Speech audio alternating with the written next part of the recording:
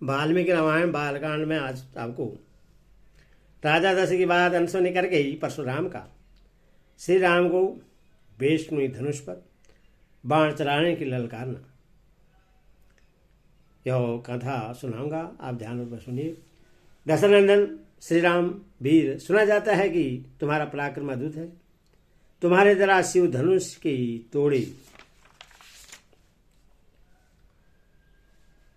तोड़े जाने का सारा समाचार भी मेरे कानों में पड़ चुका है। उस धनुष का तोड़ना अद्भुत और अचिंतनीय है। उसकी टूटने की बात सुनकर मैं एक दूसरा उत्तम धनुष लेकर आया हूं। यह है वह जमदग्नि कुमार परशुराम का भयंकर और विशाल धनुष। तुम इसे खींचकर इसके ऊपर बाण चढ़ाओ और अपना बल दिखलाओ। इस धनुष के चढ़ाने में भी तुम्हारा बल कैसा है, यह देखकर मैं तुम्हें ऐसा दंत युद्ध प्रदान करूंगा जो तुम्हारे पराक्रम के लिए स्मरणीय होगा। परशुराम जी का यह वचन सुनकर उस समय राजा दशरथ के मुख पर विषाद छा गया। वे दीन भाव से हाथ जोड़कर बोले, ब्राह्मण, आप स्वाध्याय और व्रत से शोभा पाने वाले भृगुवंशी ब्राह्मणों के कुल में उत्पन्न हुए हैं और स्वयं भी महान तपस्वी और ब्रह्मज्ञानी हैं। क्षत्रियों पर अपना रोष प्रकट करके अब शांत हो चुके हैं।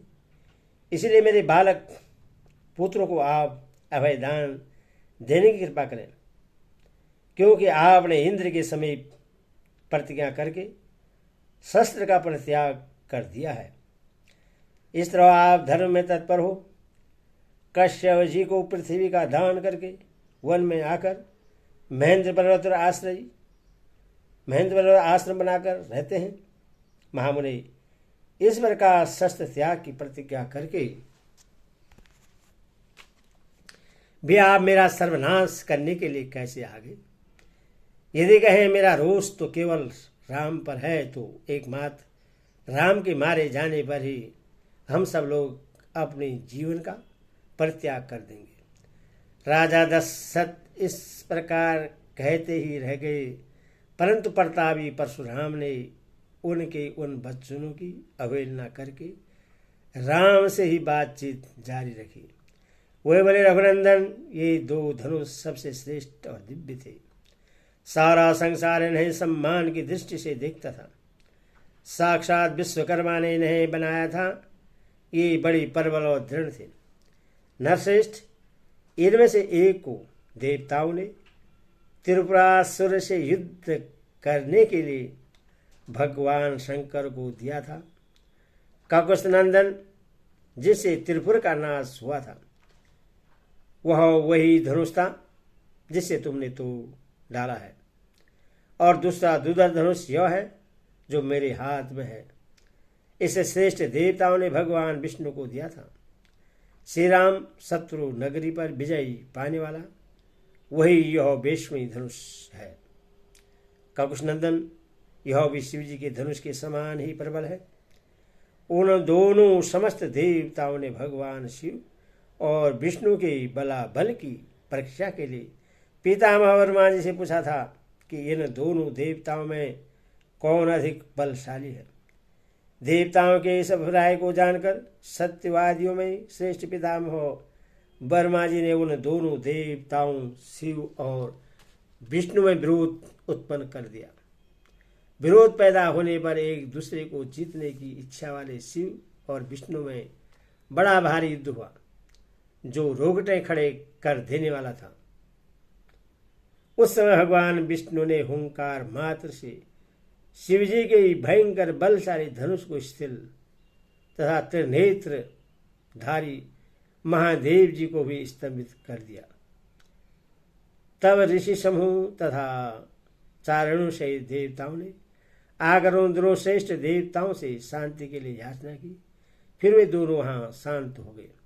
भगवान विष्णु के पराक्रम से शिवजी के धनुष को स्थिर हुआ देख ऋषियों से देवताओं ने भगवान विष्णु को श्रेष्ठ माना तदनंतर कुपित हुए महायशस्वी रुद्र ने बाण से अपना धनुष विधे देश के राजसी देवराज के हाथ में दे दिया। श्री राम शत्रु नगरी पर विजय पाने वाले इस वैष्णवी धनुष को भगवान विष्णु ने भृगुवंशी ऋचिक मुनि को उत्तम धरोहर के रूप में दिया था। फिर महातेजस्वी ऋचिक ने प्रतिकार प्रतिशोध की भावना से रहित अपने पुत्र तथा मेरे पिता महात्मा जमदग्नि के अधिकार में यह दिव्य धनुष दे दिया। तब बल से संपन्न मेरे पिता जमदग्नि अस्त्र शस्त्रों का परित्याग करके जब ध्यानस्थ होकर बैठे थे, उस समय प्राकृतिक बुद्धि का आश्रय लेने वाले कीर्तिवीर कुमार अर्जुन ने उनको मार डाला।